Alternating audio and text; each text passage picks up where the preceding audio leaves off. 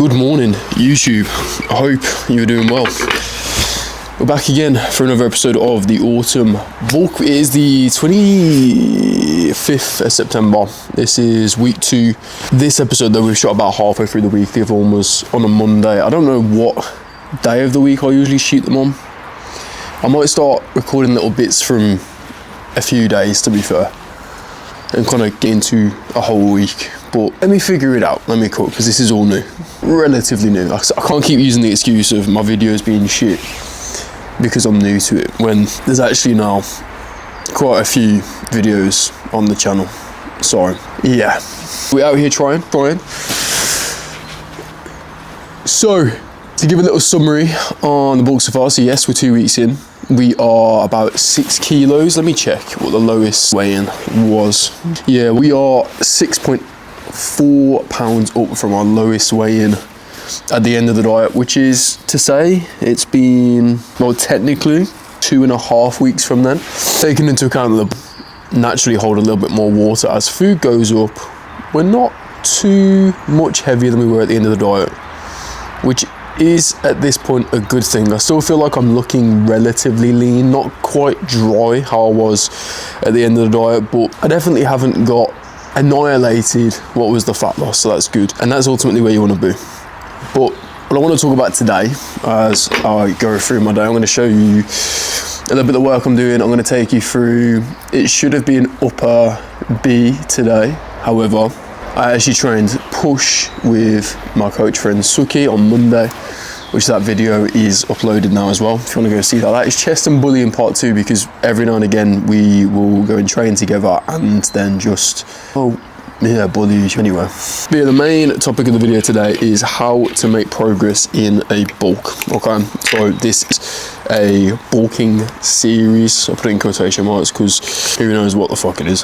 But yeah, the goal here is, well, in the next 3 months, because that is going to be the autumn bulk, but naturally it will last longer than that, but even in the next 3 months I want to do a bulk as close to perfect as I'm able to do at present, right? Or not as I'm able to do. I'm still having like a little bit off-plan food, sort of 1 off-plan meal per week, but I'm still picking and a little bits, I think, while I'm still hungry.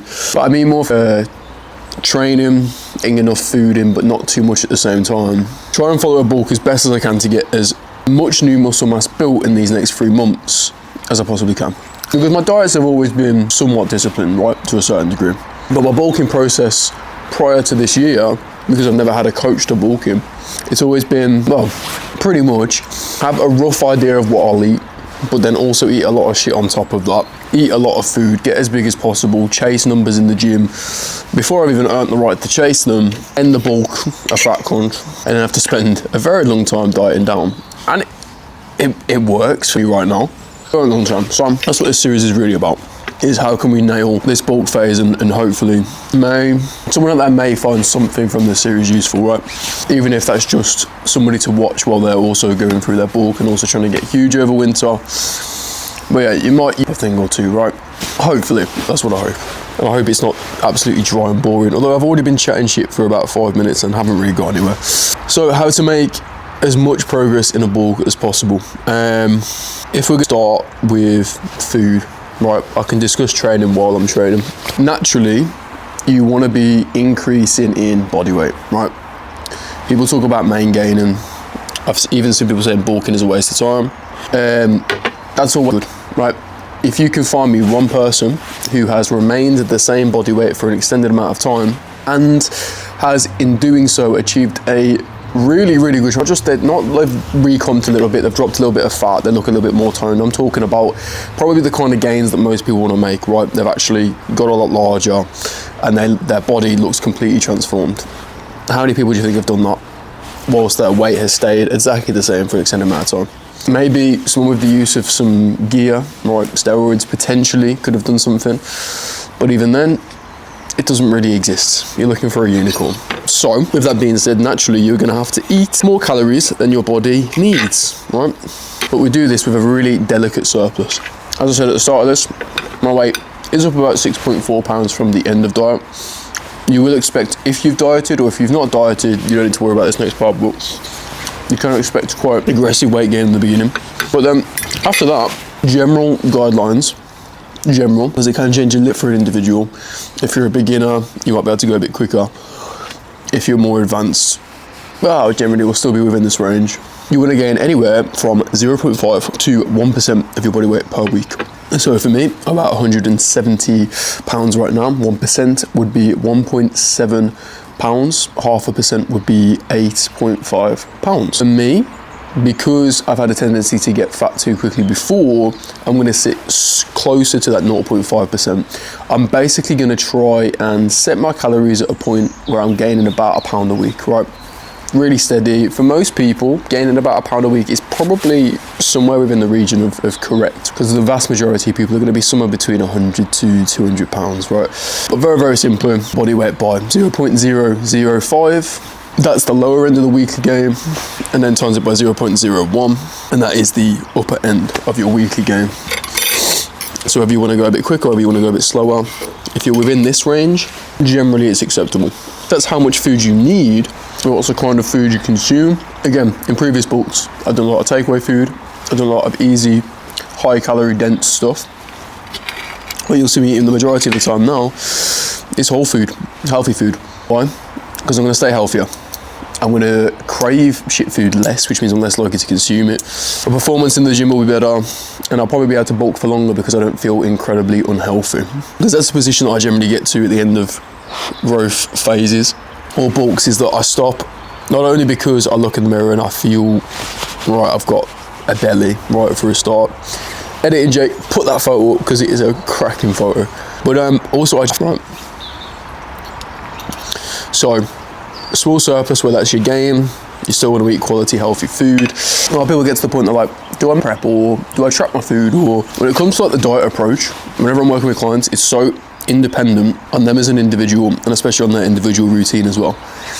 If you are someone who has the ability to meal prep, if you are someone who is willing to eat more or less the same things every single day, prepping your food once a week, sticking the first few days in the fridge, sticking the rest in the freezer because they won't last, and basically taking care of most of your week's food in an hour, hour and a half, once per week, is for me the easiest and most powerful way to be as consistent as possible. Now that works for me because I've been able to set in place a really strict routine and structure. And look at it, even with my part-time job, I have managed to get myself into a place where I've got set shifts, right? So I know what time my shifts are every week. I know in terms of coaching and training, I know when I'm doing everything, right? So it's very easy. I would suggest that most people, if you want it to be the easiest, most consistent thing possible, meal plan, eating the same thing every day is the easiest way, but then you can even have a little bit of flexibility through the week or a hybrid. But naturally, if you are someone that is, or just doesn't like the sound of that, right? I would say commit to trying it for a short amount of time to see how you get on. You still want to make sure that your diet is balanced, of course, and I would still leave some flexibility, and I'm going for like a more approach through this bulk. So obviously I've got the meal plan, but when I spend time with the missus, I'll have an off-plan meal, right? Well, I'll kind of just have one within reason, not too crazy. Because naturally you don't want to live as though you're dieting again, right? So you leave some more flexibility in there. Well, that is the best way. You can track food. It's tempting to track food when you've got to find the amount of calories that are necessary for a lot of us when bulking without any structure at all. Like if you start on your day and you're thinking, how am I going to get 3,500 calories and 200 grams of protein, right? Or whatever your calorie requirements are. If you have no structure, it's going to be really, really challenging. Do this, it's going to take up a lot of like your mental. So say even if you are tracking, have some structure still in place. So meal plan, track your food. For most people, probably a hybrid of the two. I'm like 95% mom, 5% fuckery. In terms of people that are newer to the journey, who just want to have something that's very, very simple, not too confusing, it's not too scary.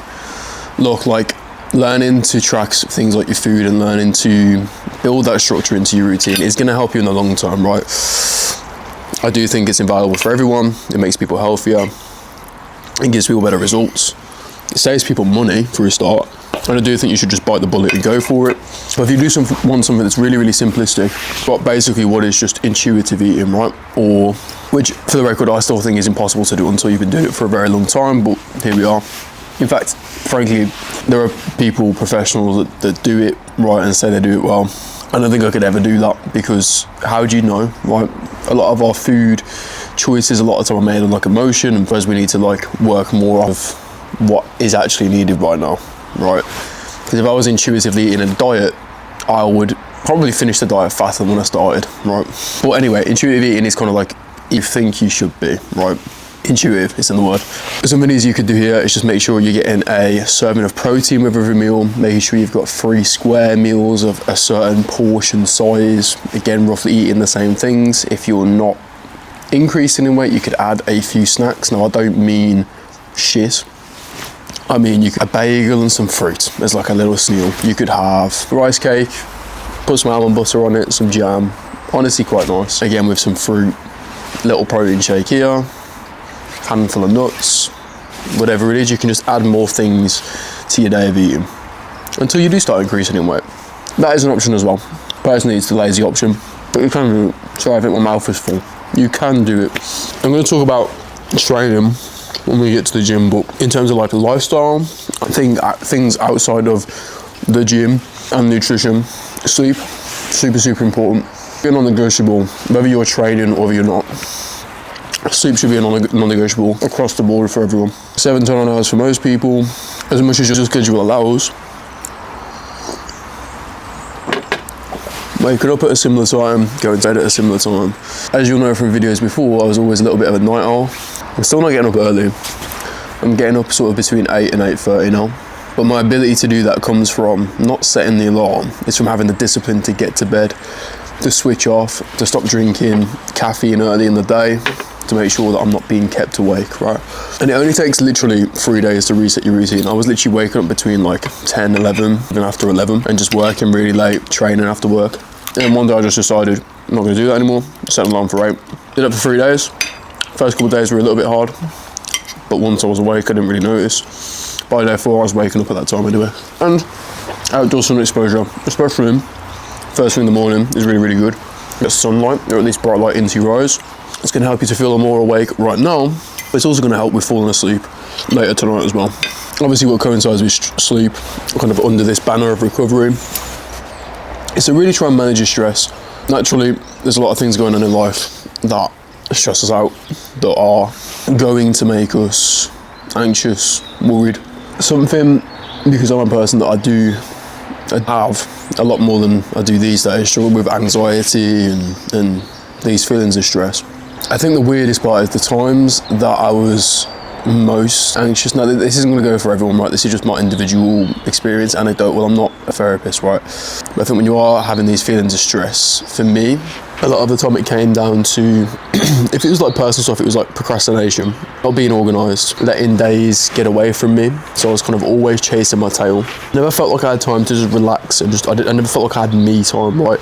What me time is for you is going to look very different for each person, right? But this doesn't work for everyone, right? Especially if you're one of these people that, like me in the beginning, will just take an opportunity where you've finished some work earlier than you might have done otherwise to do more work. But being on top of my week, being really organised and making sure everything was done, having structure, like I use calendar to keep so like a bit of a rough schedule. Literally my entire life is basically anything I need to remember to do is in like to-dos, because it just frees up mental space, right? And just on that day, I try and make sure I just tick off that list or do everything that I need to do in that schedule. Because if I've done that and I've scheduled in time to relax at the end of the day, I can. Because what it was for me was a negative feedback loop where I procrastinate, I'd then sleep later, I'd get up later, and I felt like I'm constantly chasing my tail, and really, this was more down to the procrastination of things that I needed to do. And because for me, I'm going to refuse to, when it comes to things like business and training, I just refuse to not do it. So even if I'm late, I'll just stay up late and get it done right. But yeah, being on top of things. And also, I think I'm lucky that I have this right in coaching, which is, I guess, a bit of a reason why to get up, right? That really helps as well.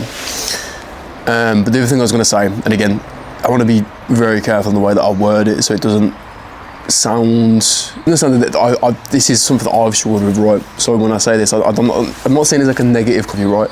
I'm kind of fumbling over my words now, as if I'm like scared to say something. I'm not. For me, it was when I was very hyper fixated on myself, right? And just like, for me, health anxiety. So it was almost this not selfish, because that was the word that I was thinking he's going to be taken in the wrong way. It's not selfish, it's just this concern and worry about myself. I didn't want to die at its deep core that it was for me. But the minute I started to focus on more how I can help other people, right, both through work, but even just in my relationships at home, the more I kind of flipped, kind of looked, definitely helped as well. So having a reason, having a purpose, being active, because action trumps all. If there's things that you're worried about that are within your control, it's on you to take the action to resolve them. If they are outside of your control, then they are not worth your stress and thought. That is the dichotomy of control. Stoicism idea, right? So manage stress, sleep on. Other than that, that's good, because like in a phase where it's not quite as gritty or challenging per se as a diet is. I think for most people, just you want to have a bit of fun through this process. Enjoy having a bit more food coming in. Enjoy feeling better, especially if you've dieted in the past, because that should be what really a bulk phase, especially in the early days, is about. It's about getting more healthy food in, feeling good about yourself, feeling strong. Having your hormones fucking, that's what I've noticed last few days. Anyway, I'm not going to go into detail on that, but yeah, I just got that. You know what I mean? Some of you all know what I mean. Other people are just thinking I'm a weirdo, which is fine, because I don't care. What's weird about being sat in your own garden, eating food and talking to a camera? I'm weird about that. Younger Jake could never. Younger Jake right now, I've just never reshoot the video. So I'm looking up at my neighbour's windows and thinking, yeah, I've definitely seen me doing this. But you shouldn't care too much about the opinion of others, especially if their opinion stops you doing something that you really want to do. You can take advice from close people, but there's been a lot of things that I've been told that are stupid that will never work. And here we are. Anyway, let's get to some work. What the fuck are you doing here? Granted, I have been proactive on some editing. A little members call this week was about editing a little bit better, video editing. So I'm sure this video will be the best edited thing you've ever seen in your life. Right? Probably not, but we're in the process. Now I was scrolling. SAS Who Dares Wins. You ever seen this show? Honestly, absolutely fucking brutal. It's one of those shows I feel like a lot of people do this thing, right? When they watch something from its armchair viewing, yeah? And something, you probably, even in the fitness space, yeah, people be like, oh, well, if I could be bothered to, I could be in shape. It's just not important to me. I'm not bothered. I'm not that interested in that.